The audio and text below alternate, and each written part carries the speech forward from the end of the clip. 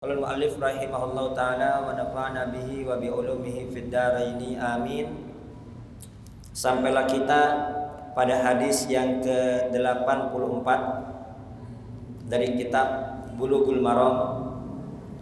An Salman radhiyallahu anhu qala, dari Salman Al-Farisi, semoga Allah meridai beliau berkata, laqad nahana Rasulullah sallallahu alaihi wasallam an nastaqbilal qiblata bighaitin aw baulin.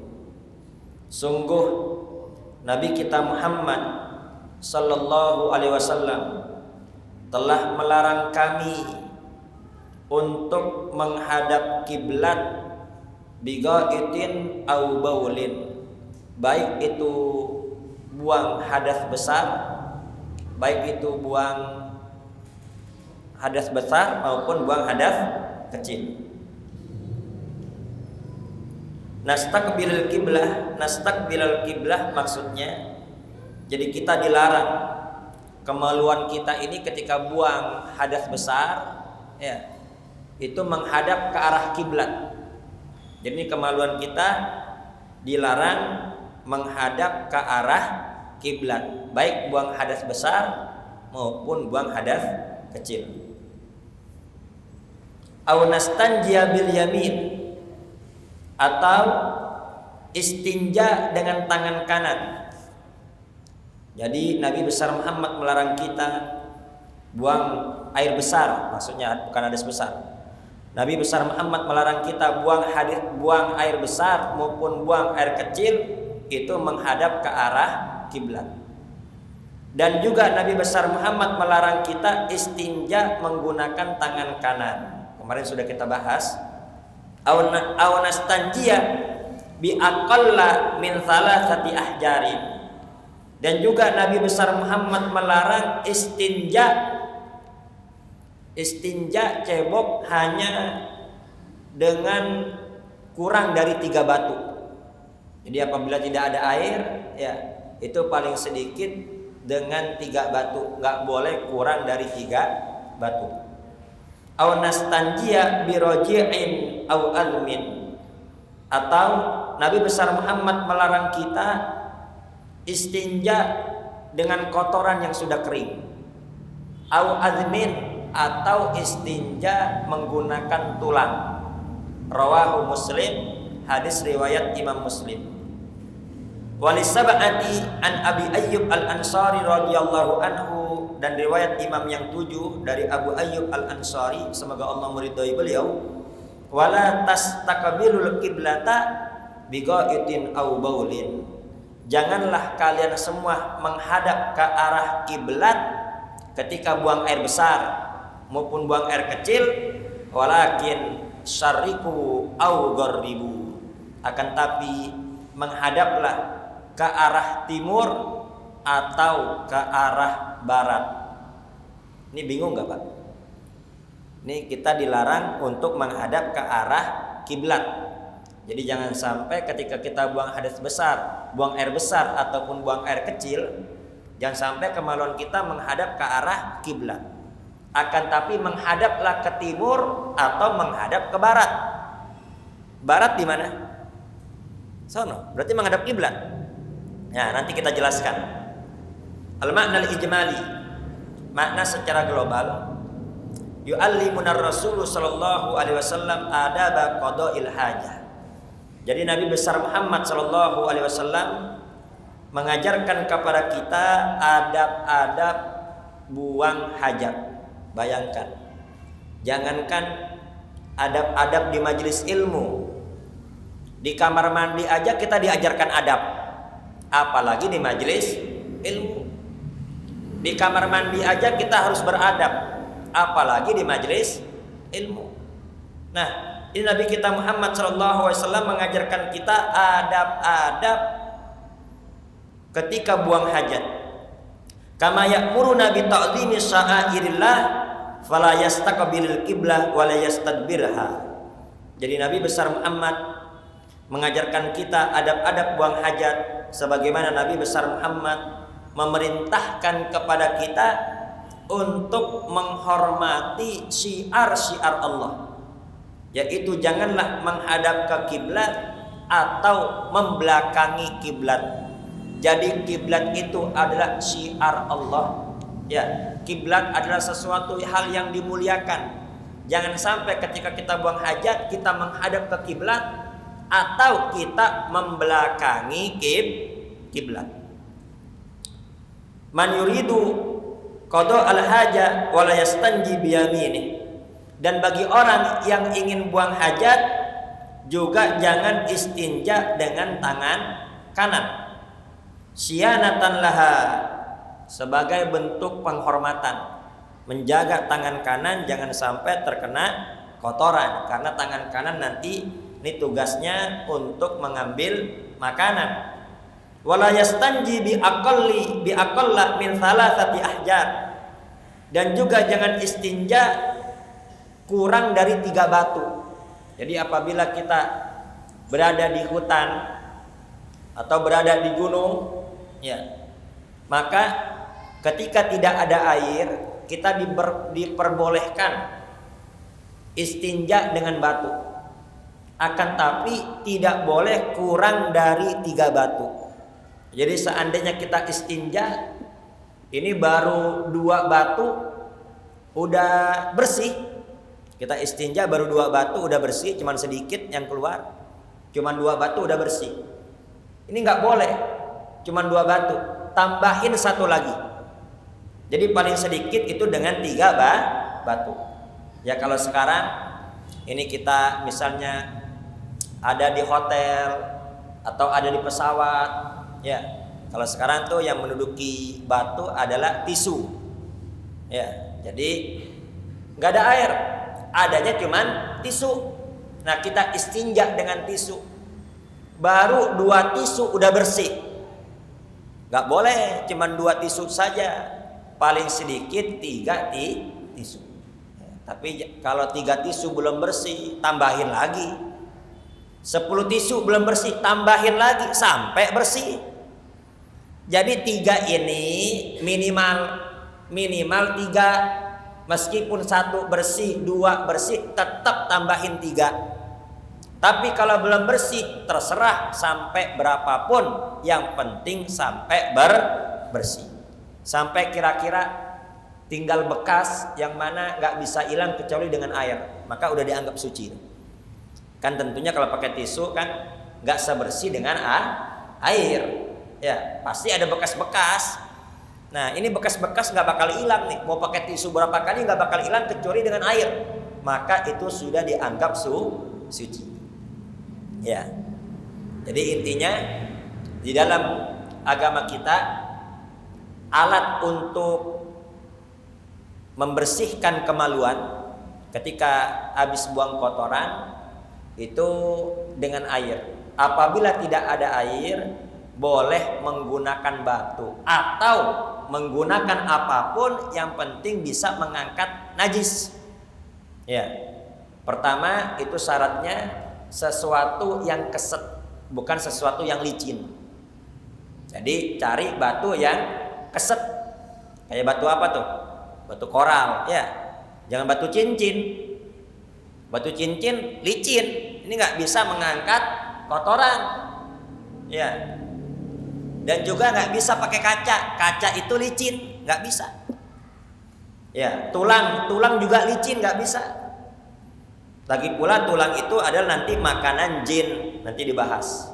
Ya, tulang adalah makanan jin. Nah, jadi bagaimana? Harus dengan sesuatu yang keset, apa aja pokoknya. Yang penting keset bisa ngangkat kotoran. Tisu meskipun dia lemes, tapi apa? Keset dia. Bisa nyerap, bisa ngangkat kotoran. Jadi hukumnya boleh. Wala yastanji birraji'. Jangan istinja dengan kotoran yang udah kering. Ada kotoran manusia atau kotoran sapi udah kering, kita istinja pakai itu nggak boleh. Harus pakai batu, sesuatu yang suci. Li'annahu adza fi nafsih, karena yang namanya kotoran ya kotoran Namanya kotoran, masa untuk membersihkan kotoran? Jangan, cari yang bersih. Li'annahu adza fi nafsihi fa kaifa yutahhiru ghairahu. Karena sendirinya aja udah kotor, jadi bagaimana bisa mensucikan yang kotor? Jadi nggak bisa, harus dengan yang suci. Wala bi admin li'annahu mat'umul jin. Dan juga jangan istinja dengan tulang, karena tulang adalah makanannya jin. Jadi kalau ada tulang, awas jangan dikencingin. Jangan dikencingin. Jangan kita buang air besar di atasnya, karena itu makanan jin. Bisa-bisa nanti pulang-pulang apa? Sakit. Ya, pulang-pulang bisa sakit karena itu makanan jin. Wala bi kulli muhtaramin syar'an. Dan juga semua yang dianggap terhormat di dalam syariat juga tidak boleh dipakai untuk istinja. Ada bekas sarung. Bekas sarung kan, sarung dipakai untuk ibadah, nggak boleh. Meskipun udah bekas. Ada peci udah jelek, istinja pakai peci nggak boleh. Atau pakai kitab, ini kurang ajar namanya. Ya. Jadi pakai sesuatu yang tidak dianggap terhormat di dalam Islam. Ya, menggunakan batu. Daun boleh apa tidak? Daun cari yang keset, jangan yang licin. Ya, kalau ada daun keset boleh dipakai. Ya. Sekarang udah enak ya, udah ada tisu. Kemudian fajazallahu anna hadzal muaddib khairul jaza. Ini pengarang kitab Sayyid Alwi bin Abbas Al-Maliki dan Syekh Sulaiman An-Nuri berdoa, semoga Allah membalas kepada kita, semoga Allah memberikan kebaikan kepada kita. Hadzal muaddib khairul jaza, kepada al-muaddib siapa? Nabi besar Muhammad sallallahu alaihi wasallam. Ya. Semoga Allah membalas kebaikan kepada Nabi besar Muhammad sallallahu alaihi wasallam yang mengajarkan kita adab sebaik-baiknya adab. Berkat ajaran Nabi besar Muhammad, kita semua mendapat kebaikan, mendapat pahala dari Allah Subhanahu wa taala. Semoga Nabi besar Muhammad mendapat kebaikan tersebut. Nah, jadi ini pahalanya Nabi sangat banyak. Jadi pahalanya Nabi itu sudah full, bayangkan. Ini kita ngajarin satu orang saja, selama satu orang menjalankan ajaran kita, itu kita pahala terus. Dia terus mengerjakan, dapat pahala terus. Ada orang tadi yang nggak pernah sholat, kita ajak untuk sholat. Selama dia sholat, kita dapat pahala terus. Kita udah wafat, ini orang masih hidup, terus kita dapat pahala. Ternyata ini orang ngajarin orang lagi, kita terus menerus dapat pahala. Orangnya udah wafat tapi pahalanya belum wafat. Kira-kira bagaimana pahalanya Nabi besar Muhammad SAW? Semua yang berbuat baik, semua yang berbuat taat, semua yang berbuat kebaikan, tidak lain dan tidak bukan, contohnya adalah Nabi besar Muhammad SAW. Semua sampai hari kiamat, orang-orang berbuat baik, orang-orang menjauhi kejahatan, semuanya itu berkat ajaran Nabi besar Muhammad. Jadi betapa besar, betapa tinggi derajat Nabi besar Muhammad SAW di sisi Allah Subhanahu wa taala. Wa ya sa'adatu man ittaba'a adabahu wa hadihi. Wa ya sa'adah, dan alangkah bahagianya, alangkah beruntungnya orang-orang yang mengikuti adab-adab Nabi besar Muhammad dan yang mengikuti petunjuk Nabi besar Muhammad sallallahu alaihi wasallam. Jadi kalau kita ingin bahagia, kita ingin selamat baik di dunia maupun di akhirat, maka tidak ada jalan melainkan ikut kepada Nabi besar Muhammad sallallahu alaihi wasallam. Yang mana di antara adab-adab qada'il hajah, di antara adab-adab buang hajat kemarin sudah kita bahas, jangan masuk kamar mandi melainkan dengan kaki kiri. Kemudian sebelum masuk baca doa terlebih dahulu. Ya, jangan sampai kita masuk kamar mandi tapi kita nggak baca doa. Nabi besar Muhammad Shallallahu Alaihi Wasallam, beliau adalah manusia yang terjaga. Kemanapun Nabi pergi selalu ada malaikat yang mengawal dan dikawal oleh Allah Subhanahu wa ta'ala. Nabi yang dijaga malaikat saja masuk kamar mandi nggak pernah lupa baca doa, Allahumma inni a'udzubika minal khubuthi wal khaba'ith. Ya Allah, aku berlindung kepada Engkau dari gangguan jin, gangguan setan, setan laki-laki dan setan wanita. Ya, dikarenakan kamar mandi tempatnya setan. Tempatnya setan, tempatnya makhluk halus. Itu Nabi besar Muhammad yang sudah dijaga oleh malaikat saja, yang mana setan gak berani ganggu Nabi saja, Nabi tetap doa minta sama Allah. Ini Nabi ngajarin kita dikawal malaikat apa tidak, Pak? Siapa yang mau ngawal kita? Ya, siapa yang mau ngawal kita? Nah, kita ini lebih penting lagi, lebih harus lagi sebelum masuk kamar mandi baca doa. Makanya beda, Pak. Orang jatuh di kamar mandi sama jatuh di masjid beda. Orang jatuh di masjid ya itu nggak parah. Kalau orang jatuh di masjid itu nggak bakal parah. Tapi kalau udah jatuh di kamar mandi itu kebanyakan parah. Kita dengar kabar nih fulan bin fulan lagi sakit. Sakit kenapa? Jatuh di kamar mandi, udah parah. Kalau udah jatuh di kamar mandi pasti parah. Kebanyakan yang jatuh di kamar mandi parah. Bahkan gak sedikit yang jatuh di kamar mandi berujung kepada kematian. Betul atau tidak? Kenapa? Karena kamar mandi ini beda sama tempat-tempat yang lainnya. Kemarin sudah kita bahas, di situ kumpul setan-setan. Roh-rohnya mereka tuh kotor. Roh mereka kotor, roh mereka najis. Nah, kamar mandi cocok untuk menjadi tempatnya setan.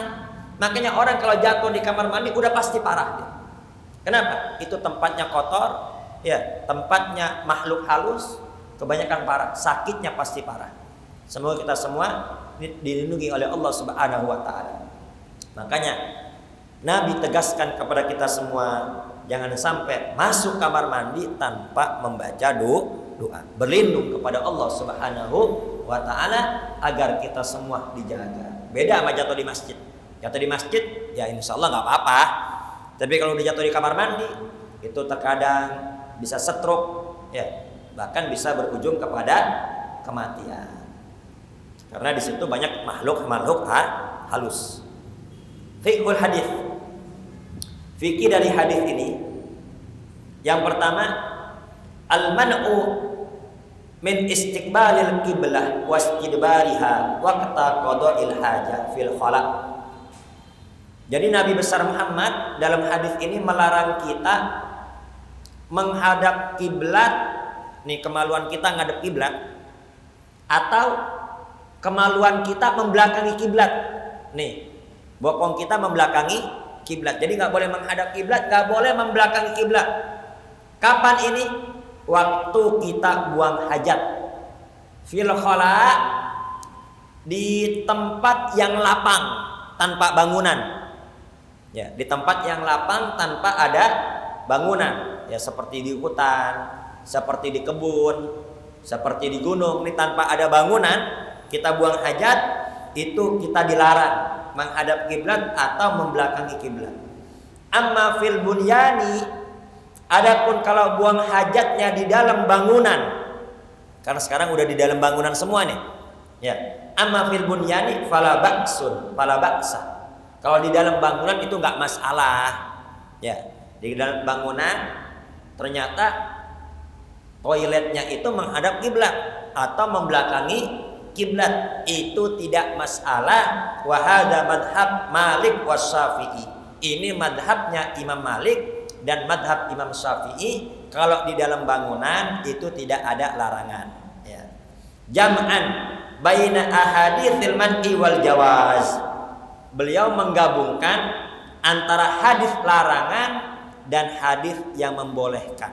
Ini ada hadis larangan, nggak boleh menghadap kiblat atau membelakangi kiblat ketika buang hajat. Ternyata ada juga hadis yang membolehkan. Nah, ini digabungkan oleh Imam Malik dan Imam Syafi'i. Kapan boleh? Boleh ketika di dalam bangunan. Kapan tidak boleh? Ketika di alam terbuka tanpa ada bangunan, maka itu dilarang. Wa indal imamain, dan menurut Imam Abu Hanifah dan Imam Ahmad, yahrumul istiqbala fil fada wal bunyan fi mukhtar riwayataini anhuma akhdan bi umumi ahaditsin nahyi. Adapun Imam Abu Hanifah dan Imam Ahmad bin Hambal mengharamkan menghadap kiblat atau membelakangi kiblat baik di tanah lapang maupun di dalam bangunan. Jadi di tempat terbuka maupun di dalam bangunan tetap nggak boleh menghadap ke kiblat ketika buang hajat berdasarkan keumuman hadis larangan. Jadi di sini berbeda pendapat ya. Ada dua pendapat. Intinya ini perbedaan ketika di dalam bangunan. Kalau di dalam bangunan itu ada yang mengatakan boleh, ada yang mengatakan tidak boleh. Yang mengatakan boleh madhab Imam Malik dan madhab Imam Syafi'i. Yang mengatakan tidak boleh meskipun di dalam bangunan nggak boleh buang hajat menghadap ke kiblat, itu madhab Imam Abu Hanifah dan madhab Imam Ahmad bin Hambal. Nah, adapun ya tukang-tukang yang ada di Indonesia itu ihtiyat, ngambil hati-hati. Ya, ngambil hati-hati meskipun di dalam bangunan menurut madhab Imam Syafi'i boleh, tapi kita hati-hati, kita jangan menghadap ke kiblat. Ya, makanya nggak ada yang ke arah kiblat atau membelakangi kiblat. Akan tapi menghadap ke mana? Menghadap ke selatan atau ke utara. Ya, selatan atau utara. Yang kedua, at-tasyriqu wat tagribu bin nisbati liman fil Madinah amma ghairaha fa bihasbih. Nah, ini tadi perlu dicatat. Tadi Nabi besar Muhammad riwayat Abu Ayyub Al-Ansari itu bersabda, wala tastaqbilul qiblah biqaitin aw baulin walakin syarriqu aw gharribu. Janganlah kalian menghadap kiblat ketika buang hajat, akan tapi menghadaplah ke barat atau ke timur. Bingung nggak nih Pak? Kiblat di mana? Barat. Ya. Kalau kita menghadap ke kiblat berarti menghadap ke barat. Kalau kita membelakangi ke kiblat berarti kita menghadap ke timur. Ini Nabi besar Muhammad bersabda, kalau buang hajat jangan menghadap kiblat, tapi menghadaplah ke barat atau ke timur. Bingung nggak nih? Ya. Nah, makanya ini sangat penting. Sangat penting ketika kita mempelajari hadis, sering saya sampaikan, jangan hanya dengan pemikiran kita sendiri, tapi kita harus melihat pandangan para ulama-ulama hadis. Jadi hadis ini khusus di Madinah. Ini khusus di Madinah karena di sana kan menghadap ke Ka'bah dan Ka'bahnya itu enggak menghadap ke arah barat. Ka'bahnya di sana tidak menghadap ke arah barat. Jadi ini khusus di Madinah. Jadi ini hadis ini khusus lokal. Ini hadis khusus lokal. Adapun di luar Madinah ya diatur saja. Nah, karena di sini kita menghadap ke kiblat, kita menghadap ke barat, ya, timur adalah membelakangi kiblat, berarti ketika kita buang hajat menghadaplah ke utara atau ke selatan. Kira-kira bisa dipahami Pak ya? Jadi ini hadis lokal, khusus orang-orang yang berada di Madinah.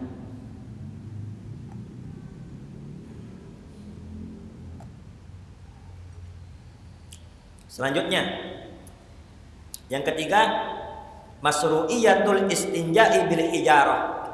Disyariatkan istinja dengan batu. Ya. Dengan batu yaitu dengan 3 batu atau 1 batu tapi punya 3 sisi. Jadi kalau kita sebelum buang hajat siapin dulu batunya. Atau kalau sekarang siapin dulu, pastiin airnya nyala apa enggak. Jangan sampai udah buang hajat airnya mati ternyata. Ya. Atau kalau tidak ada air, siapin dulu batunya atau siapin tisunya. Ya. Jadi paling sedikit 3 batu. Artinya apa? 3 usapan. Kalau tidak ada 3 batu tapi ada 1 batu, tapi 1 batu punya 3 sisi. Ya, punya 3 sisi. Itu boleh dipakai. Itu boleh dipakai. Tapi dengan catatan tadi, ya, ini 3 batu paling sedikit. Kalau 1 kali usapan atau 2 usapan udah bersih, tetap wajib tambahin 1 batu. 3 batu paling sedikit. Kalau belum bersih, sampai berapapun, sampai kotoran itu bersih, ya, sampai kira-kira wah ini mah nggak bakal hilang kecuali dengan air, maka baru dianggap suci itu. Baru dianggap suci. Jadi kalau pakai tisu terus usap, terus bersihkan sampai bersih. Kalau 10 tisu atau 10 batu belum bersih, terus tambahin. Belum bersih, terus tambahin sampai berapa? Sampai bersih, nggak ada batasnya.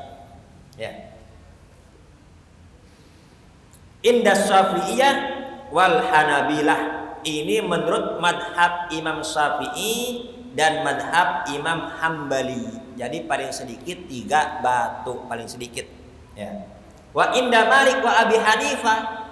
Adapun menurut Imam Malik dan Imam Abu Hanifah bisyartil inqa, intinya bersih, kata Imam Malik sama Imam Abu Hanifah. Intinya bersih. Walau bihajarin wahid wal itar mustahab. Meskipun dengan 1 batu bersih, ya udah cukup. Kata Imam Malik. Kata Imam Abu Hanifah, yang penting 1 batu bersih udah dianggap cukup. 2 tisu bersih udah cukup. 3 itu cuman sunnah. 3 itu cuman sunnah. Tapi kalau menurut Imam Syafi'i dan Imam Ahmad bin Hanbal, itu 3 wajib. Paling sedikit 3. Kalau menurut Imam Abu Hanifah dan Imam Malik, ya, wajibnya yang penting sampai bersih. 1 bersih udah cukup. Ya. Jadi kita ikut mazhab Imam Syafi'i. Jadi paling sedikit 3 batu atau 3 tisu. Nah, seandainya dengan kita bersih pakai tisu, 4 tisu bersih, tambahin 5. Atau 6 tisu bersih, tambahin 7, bikin ganjil. Karena ganjil itu sunnah. Innallaha witrun yuhibbul witra. Jadi apa? Ganjilin. Jadi kalau bisa, kalau kita buang hajat pakai tisu itu ganjilin. Dan al-afdol, yang paling afdol, gunakan tisu terlebih dahulu, baru nanti air. Jadi nggak langsung air. Kenapa? Menghormati tangan. Biar tangan kita nggak langsung nyentuh kotoran. Jadi menggabungkan antara batu dengan air atau tisu dengan air, maka itu cara yang paling afdol. Ya. Tisu dulu, setelah kotornya hilang, baru bersihkan dengan air. Kenapa? Karena tidak ada cara yang paling bersih melainkan dengan air. Ya. Kemudian yang keempat, an-nahyu anil istinja'i bil yamin, takriman laha an massi ma fihi ada. Larangan istinja dengan tangan kanan. Kenapa? Memuliakan tangan kanan, jangan sampai menyentuh kotoran. Yang kelima, an-nahyu anil istinja'i bil admi li'annahu ta'amul jin. Larangan istinja dengan tulang, karena tulang adalah makanannya jin. Jadi hati-hati ya, jangan sampai kita istinja dengan tulang atau buang hajat di atas tulang. Hati-hati. Demikian juga agama melarang kita jangan kencing di lubang. Itu jangan kencing di lubang. Kenapa? Pertama, khawatir nanti binatang yang ada di dalamnya itu keganggu. Bayangin, ganggu binatang aja nggak boleh, apalagi ganggu manusia. Takut ada binatang di dalam.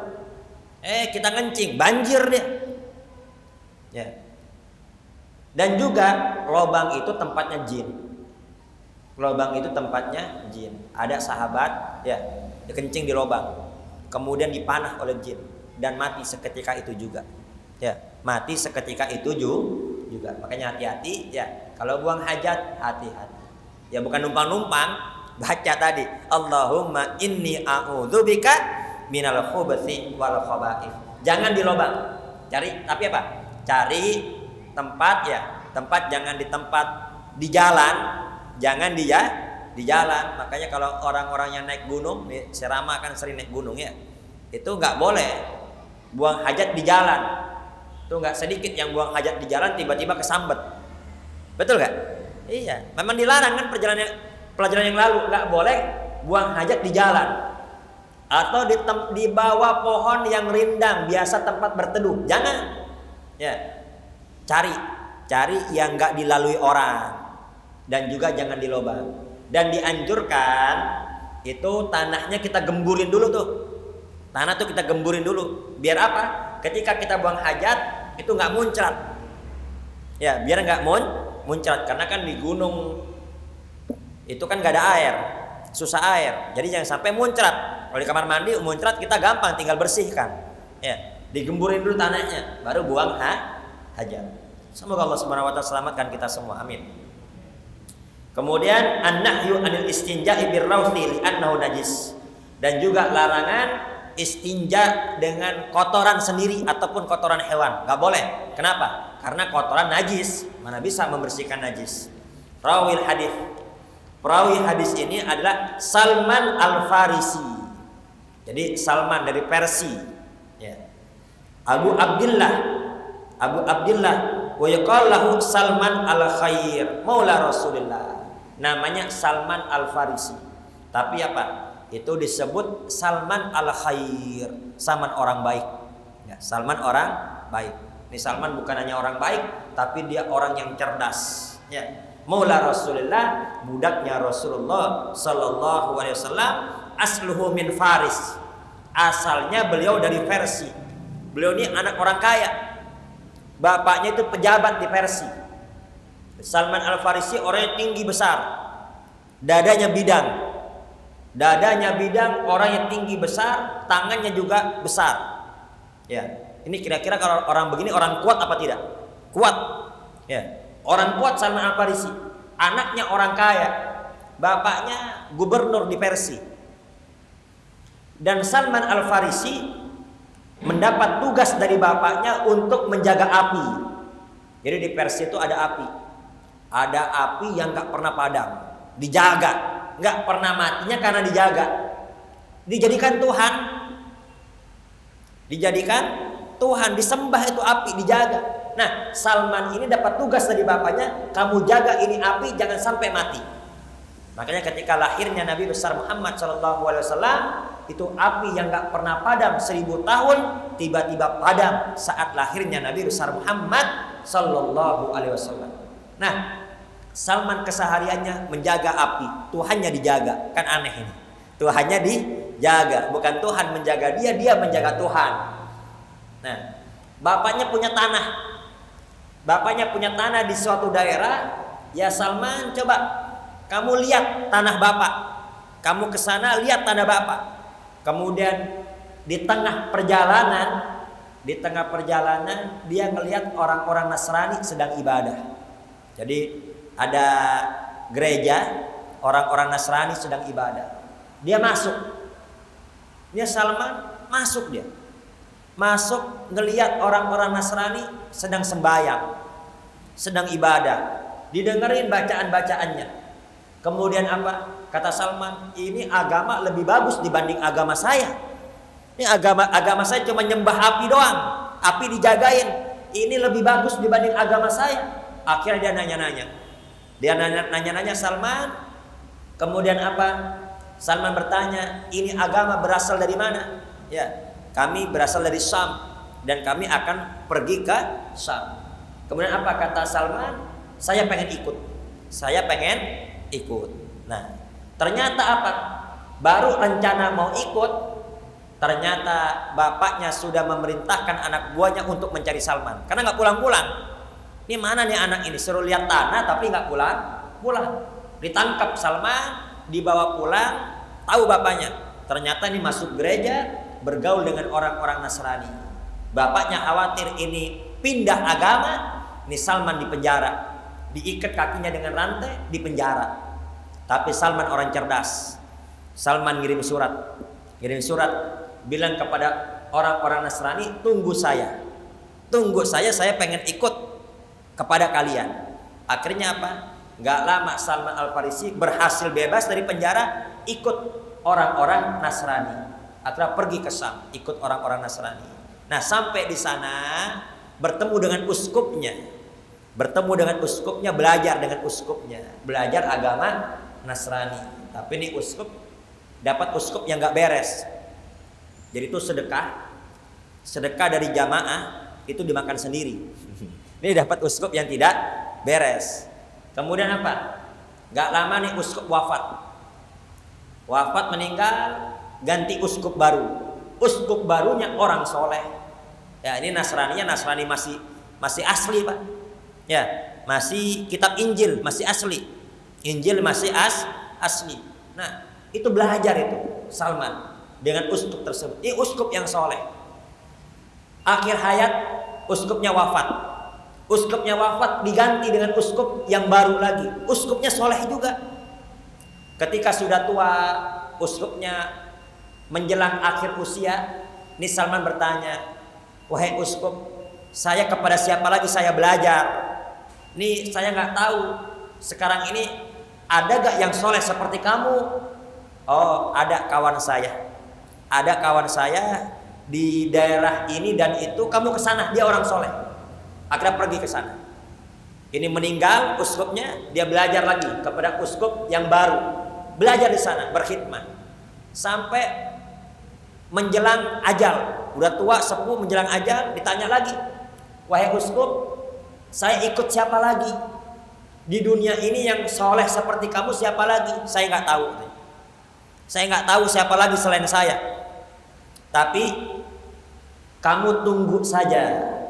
Ini dalam kitab Injil akan tiba masanya Nabi akhir zaman yang bernama Muhammad.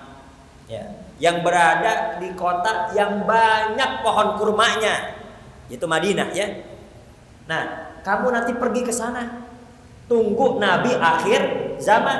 Kalau orang yang baik setelah aku nggak tahu. Akhirnya wafat. Ini uskupnya wafat. Nah, akhirnya itu Salman untuk bertahan hidup dia ternak sapi, ternak kambing. Kebetulan ada rombongan orang-orang Arab. Rombongan orang-orang Arab mau pulang ke Madinah. Ya. Oh, aku ikut kalian. Gimana? Sebagai imbalannya sapi saya sama kambing saya untuk kalian. Yang penting aku bisa ikut. Akhirnya boleh diajak. Diajak sampai Wadil Qura, udah sampai Arab, sampai Wadil Qura, ternyata nih Salman didolimin. Akhirnya dijadikan budak dia. Jadi budaknya orang Yahudi di Madinah. Ya, jadi budaknya orang Yahudi di Madinah. Nah, ketika dia jadi budaknya Yahudi di Madinah, ketika dia sedang naik ke atas pohon kurma, ya disuruh tuannya naik ke atas pohon kurma, tiba-tiba sepupu tuannya datang. Celaka ini. Celaka kita. Kenapa? Baru aja ada nabi yang namanya Muhammad baru datang dari kota Mekah. Sekarang ada di Kuba. Itu Salman gemeter dengar ada nabi yang datang dari Mekah, udah ada di Kuba, gemeter Salman, hampir jatuh dari pohon. Kemudian Salman bertanya, tadi kamu berkata apa? Ada nabi baru yang bernama Muhammad? Tuannya langsung ngegaplok dia, digaplok. Kamu nih ikut-ikutan omongan aja, udah kerja. Nah, malam harinya nih Salman menghampiri Nabi besar Muhammad SAW. Dia diajarin sama uskupnya, diajarin Nabi akhir zaman punya 3 ciri. Pertama, nggak mau makan sedekah, nggak mau makan zakat. Yang kedua, nerima hadiah. Yang ketiga, di belakang punggungnya ada tanda-tanda kenabian. Akhirnya apa? Malam hari dia nyamperin Nabi besar Muhammad SAW. Ya Rasulullah, ini saya musafir. Saya punya sedikit sedekah. Ini sedekah untuk engkau. Silahkan makan. Akhirnya Nabi besar Muhammad memerintahkan para sahabat, kulu bismillahirrahmanirrahim. Ayo makan dengan bismillah. Baca bismillah makan. Tapi Nabi Muhammad gak makan. Karena sedekah, zakat, gak mau makan Nabi besar Muhammad. Sedekah kotoran. Makanya kalau kotoran jangan dikasih ke guru. Kalau kasih ke guru, ke habib, ke kiai, kasih hadiah. Ini hadiah. Jangan bilang sedekah. Ya. Karena sedekah itu kotoran. Akhirnya apa? Oh, ini tanda satu. Nggak mau makan sedekah. Besoknya Pagi-pagi sekali sebelum kerja datang lagi dia ke Nabi besar Muhammad. Ya Rasulullah, ini ada makanan, hadiah. Makan. Nabi besar Muhammad berkata, "Kulu bismillahirrahmanirrahim." Ayo makan bismillah. Rasul juga makan. Berarti ini apa? Ini tanda kedua. Kemudian apa? Tinggal tanda yang ketiga. Apa? Di pundaknya ada tanda-tanda kenabian. Itu apa? Salman duduk di belakang Nabi begini-begini. Nabi tahu, ini tahu saya ini lagi mau lihat pundak saya di sini. Jadi Nabi ini ada kayak telur burung, Pak. Ya, di sini kayak ada telur burung, tanda kenabian. Kemudian Nabi besar Muhammad, Rasul menggunakan sorban. Kemudian sorbannya diturunkan oleh Nabi. Sorbannya diturunkan terlihat khatamun nubuwah, tanda kenabian. Langsung dicium oleh Salman sambil menangis. Kata Salman, "Ya Rasulullah, aku beriman kepada engkau." Akhirnya dipanggil Salman, suruh duduk di hadapan Nabi, bersahadat di hadapan Nabi besar Muhammad sallallahu alaihi wasallam. Insyaallah akan kita lanjutkan pada pelajaran yang akan datang. Semoga kita mendapat ilmu yang manfaat dan barokah. Al-Fatihah. A'udzubillahi minasyaitonir rajim. Bismillahirrahmanirrahim. Alhamdulillahirabbil alamin arrahmanir rahim maliki yaumiddin. Iyyaka na'budu wa iyyaka nasta'in. Ihdinas siratal mustaqim. Siratal ladzina an'amta 'alaihim ghairil maghdubi 'alaihim waladdallin. Ya Rahman Rahimin, Ya Rahman Rahimin, Ya Rahman Rahimin, Farijal Muslimin. Rabbana taqabbal minna innaka antas samiul alim wa tub 'alaina innaka antat tawwabur rahim. Rabbana atina fid dunya hasanah wa fil akhirati hasanah wa qina adzabannar. Sallallahu alaihi wasallam Muhammadin wa ala alihi wasallam. Walhamdulillahirabbil alamin.